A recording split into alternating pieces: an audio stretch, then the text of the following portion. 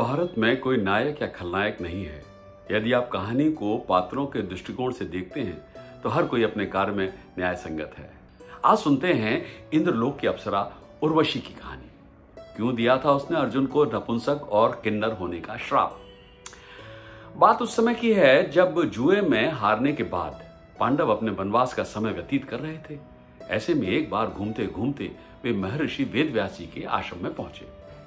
पांडवों ने उन्हें अपनी सारी घटना बताई, साथ ही उनसे प्रार्थना की कि वो उनके कष्टों के निवारक हेतु कोई मार्ग बताएं जिससे पांडव पुनः अपना राज्य प्राप्त कर सकें।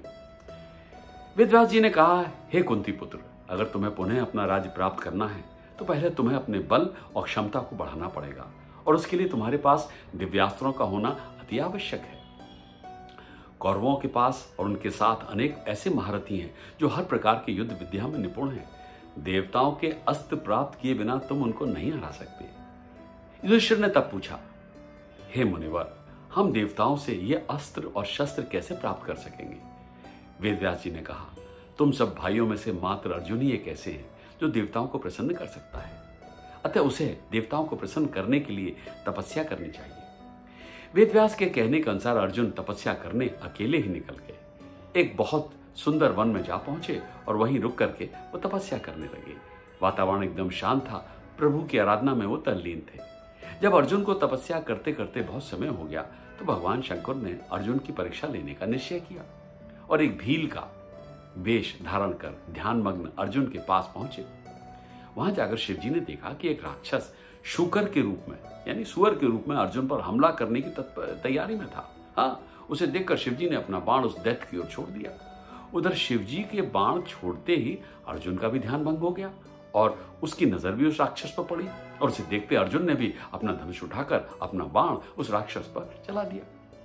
उस शूकर रूपी राक्षस को दोनों बाण एक साथ जाकर लगे और उसकी मृत्यु हो गई। उस शूकर के मर जाने पर अर्जुन उसके पास पहुंचे। तब तक भील रूपी शिव जी भी वहां आ गए। वहां पहुंचकर दोनों ने कहा कि शूकर को मेरा बाण लगा है और उसे मारने का दावा करने लगे। ऐसा करते करते उन दोनों में बहस होने लगी और विवाद इतना बढ़ गया कि युद्ध होने की नौबत आ गई और फिर दोनों में युद्ध भी शुरू हो गया। अर्जुन अपने बाणों से उस भील रूपी भगवान शिव पर प्रहार किए जा रहे थे, परंतु उन पर अर्जुन के बाणों का कोई असर नहीं हो रहा था। तब अर्जुन के तर्कस के सारे बाण खत्म हो गए तो उन्होंने गदा युद्ध की तैयारी की और प्रहार किया गदा से और फिर दोनों में गदा युद्ध शुरू हो गया, भयंकर गदा युद्ध।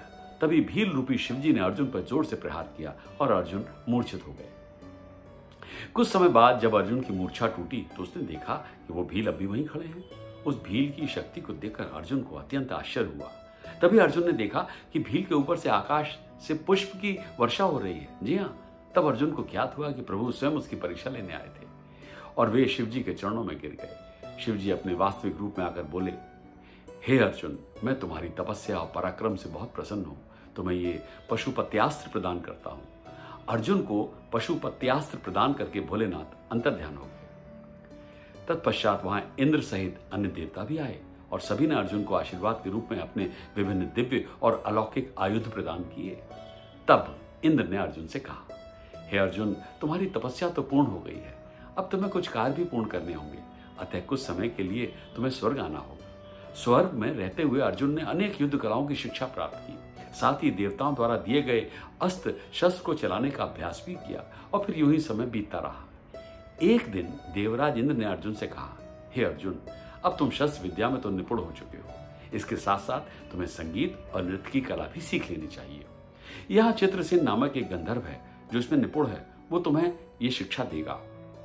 इंद्र की बात सुनकर अर्जुन संगीत और नृत्य भी सीखने लगे। एक बार जब अर्जुन चित्रसेन से संगीत और नृत्य की शिक्षा ले रहे थे, उसी समय वहां स्वर्ग की अप्सरा उर्वशी आई। जब उसने अर्जुन को देखा तो अर्जुन पर वो आसक्त हो गई, उस पर मोहित हो गई। उस दिन के पश्चात वो अर्जुन से मिलने का अवसर ढूंढने लगी।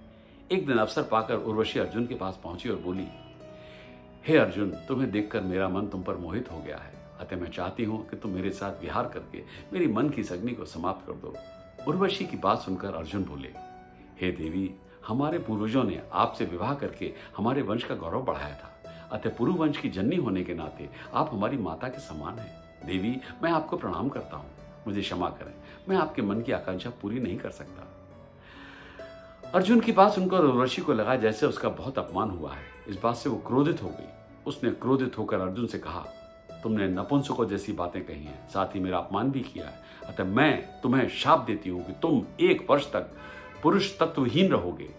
इतना कहकर उर्वशी वहां से चली गई। इस घटना के बारे में जब इंद्र को ज्ञात हुआ तो वे अर्जुन से बोले, वत्स, तुमने जो व्यवहार किया उसका फल तो यह होना ही था, किंतु तुम उस श्राप से तनिक भी विचलित मत हो सकता है उर्वशी का यह श्राप भी भगवान की इच्छा हो। आने वाले समय में यह श्राप तुम्हारे अज्ञातवास में सहयोग करेगा। अपने 1 वर्ष के अज्ञातवास के समय ही तुम पुरुषतत्वहीन रहोगे और अज्ञातवास पूर्ण होने पर तुम्हें पुनः पुरुषतत्व की प्राप्ति हो जाएगी। अतः तुम निश्चित होकर अपने कार्यों को करो। और इस प्रकार उर्वशी द्वारा दिया गया श्राप अर्जुन के लिए वरदान साबित हुआ, क्योंकि इसी श्राप के कारण अर्जुन अपने 1 वर्ष के अज्ञातवास के दौरान बृहणला नामक किन्नर बने थे। बृहणला के रूप में ही अर्जुन ने उत्तरा को नृत्य सिखाया। उत्तरा विराट नगर के राजा विराट की पुत्री का नाम था। पांडवों के अज्ञातवास के बाद जब राजा विराट को पता चला तो उन्होंने उत्तरा का विवाह अर्जुन के पुत्र अभिमन्यु से कर दिया। तो ये थी कुंती पुत्र अर्जुन के बृहणला बनने की महाभारत की एक और अनसुनी कहानी। सब्सक्राइब कीजिए, साझा कीजिए और मेरे साथ जुड़े रहिए कहानियों का अनोखा अंदाज से।